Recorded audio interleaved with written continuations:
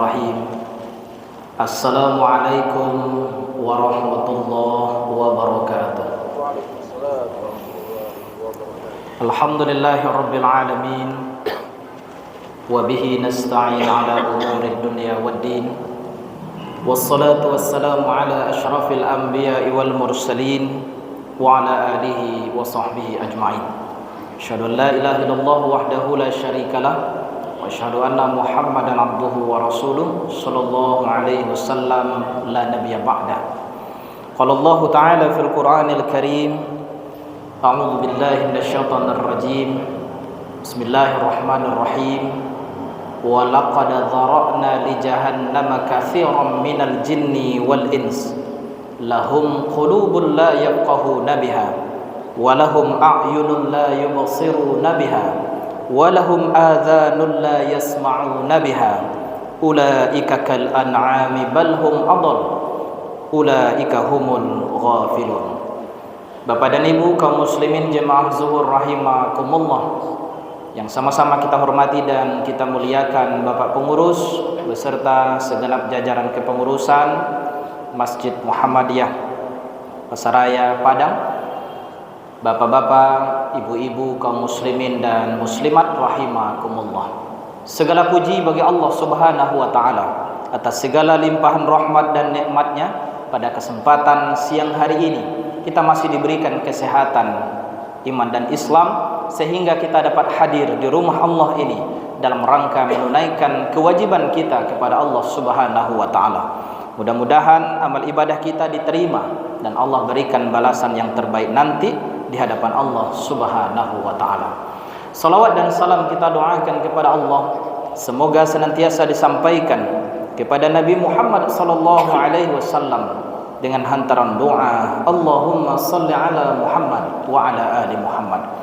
Bapak Ibu kaum muslimin jemaah zuhur rahimakumullah, izinkan saya dalam kesempatan yang singkat ini menyampaikan kajian zuhur di hadapan kita bersama, yang mana kita ambil sebagai rujukan firman Allah Subhanahu wa taala dalam Al-Qur'an surat Al-A'raf ayat 179. Dari ayat ini kita beri judul 3 golongan manusia penghuni neraka jahanam. Bapak Ibu kaum muslimin, tentu kita sebagai seorang manusia tidak pernah berharap untuk kemudian masuk ke dalam neraka jahanam. Kan tetapi Bapak dan Ibu, kiranya perlu untuk kita perhatikan. Allah Subhanahu wa taala menginformasikan dalam Al-Qur'an surat Al-A'raf ayat 179. A'udzu billahi minasyaitonir rajim. Bismillahirrahmanirrahim. Wa laqad dhara'na li jahannama katsiran minal jinni wal ins. Dan sungguh akan kami isi neraka jahanam itu, kata Allah, dari sebahagian kelompok jin dan manusia, yang mana kelompok jin dan manusia yang akan Allah jadikan sebagai penghuni neraka jahanam itu, kelompok yang pertama kata Allah, lahum qulubul la yafqahuna biha. Mereka yang diberikan hati, akan tetapi tidak mereka pergunakan untuk memahami ayat-ayat Allah. Bapak dan Ibu kaum muslimin jemaah zuhur rahimakumullah, hati merupakan salah satu nikmat Allah yang begitu penting. Dengan hati seorang manusia akan dapat merasakan, dapat memahami, dapat untuk membaca, dan tentu banyak sekali fungsinya. Oleh sebab itu, dalam sebuah hadis Rasulullah sallallahu alaihi wasallam mengingatkan, ala inna fil jasadi mudghah fa idza salahat jasadahu kulluhu wa idza fasadat jasadahu kulluhu wa hiya qalb. Di dalam diri seorang manusia ada segumpal daging yang apabila yang segumpal itu baik, sehat, selamat, maka akan baik dan selamatlah seluruh anggota badannya. Akan tetapi apabila yang segumpal itu kemudian rusak, sakit, maka dia akan berpengaruh, akan membuat perbuatan anggota badan yang lain juga akan sakit. Maka itulah kata Nabi, wahya qalb, itulah hati manusia. Oleh sebab itu Bapak dan Ibu jemaah rahimakumullah, Orang-orang yang diberikan hati, tetapi hatinya kemudian tidak dipergunakan untuk memahami ayat Allah. Hatinya sudah mati, qalbun mayit, atau mungkin hatinya sudah sakit, qalbun marid.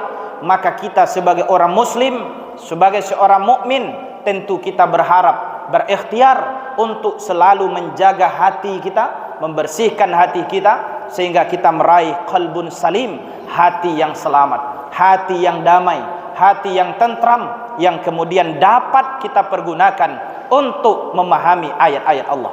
Yang kedua, Bapak dan Ibu kaum muslimin jemaah zuhur rahimakumullah, kelompok kedua penghuni neraka jahanam itu, walahum a'yunun la yubsiruna biha, dan orang-orang yang diberikan kepada mereka mata untuk melihat, tetapi tidak mereka pergunakan untuk memperhatikan, untuk melihat tanda-tanda kebesaran Allah.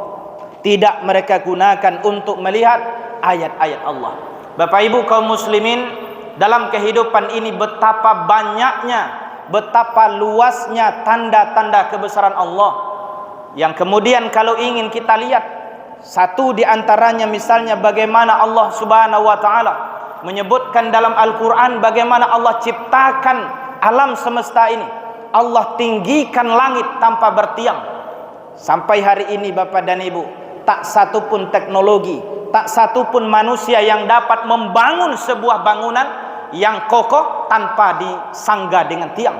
Tapi Allah Subhanahu wa taala dengan kemahakuasaannya, dengan kemahaagungannya, Allah mampu meninggikan langit tanpa dapat kita temukan tiangnya. Oleh karena itu Bapak dan Ibu jemaah rahimakumullah, kita di Minangkabang punya filsafat, punya filosofi alam takambang jadi guru. Kita jadikan mata yang Allah berikan kepada kita untuk bisa melihat, kemudian untuk melihat dan memperhatikan betapa besarnya, betapa tingginya dan mulianya keagungan dan kemahakuasaan Allah Subhanahu wa taala. Yang ketiga Bapak dan Ibu kaum muslimin jemaah zuhur rahimakumullah, Allah Subhanahu wa taala menyebutkan dalam Al-Quran surah Al-A'raf ayat 179, kelompok yang ketiga yang akan menjadi penghuni neraka jahanam itu, walahum adhanul la yasma'una biha, kepada mereka diberikan telinga, mereka mampu mendengar, tapi telinganya tidak dipergunakan untuk mendengarkan ayat-ayat Allah. Bahkan dari ucapan mereka terucap sebuah perkataan sebagai seorang muslim tak layak untuk kita ucapkan. Ketika orang azan, lalu kemudian dia merasa risih dengan azan itu. Ketika orang baca Al-Quran, lalu dia merasa terganggu dengan bacaan Al-Quran. Padahal Bapak dan Ibu, andaikan kita dengarkan itu sebagai seruan terbaik dari Allah untuk mengajak kita selamat hidup kita dunia akhirat, bahkan dengan mendengarkan bacaan Al-Quran yang dibacakan oleh saudara kita, justru kita sudah berpahala.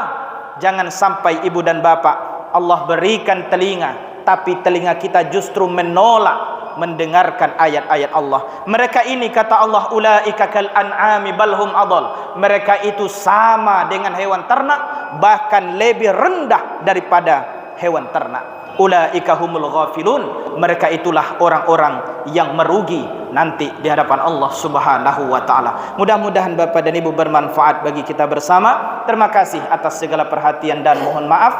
Billahi fi sabilil haq fastabiqul khairat. Assalamualaikum warahmatullahi wabarakatuh.